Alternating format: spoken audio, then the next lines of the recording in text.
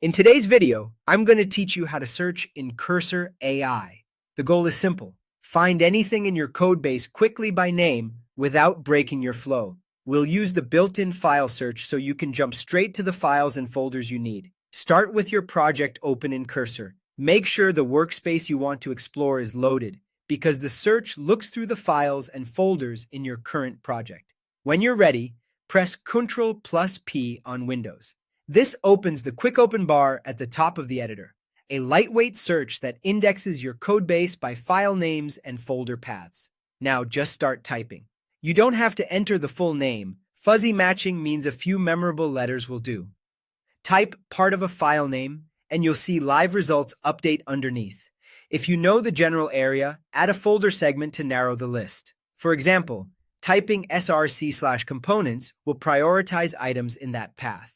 You can also filter by extension by including it, like .ts or .json, which is handy when a project has similarly named files in different languages. To refine further, combine bits of a path and a file name with spaces. Search understands those fragments together and surfaces the closest matches. As the list changes, move through it with the up and down arrow keys. A quick press of Enter opens the highlighted result immediately in the editor, so you can read or edit without extra clicks. If you change your mind, press Escape to close the search box and return to what you were doing.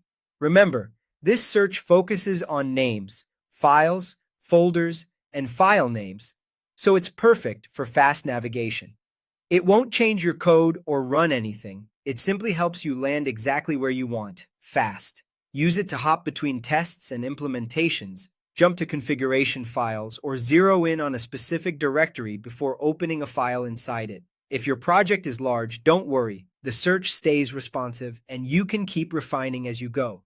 It's case-insensitive by default, so you can focus on intent, not exact capitalization.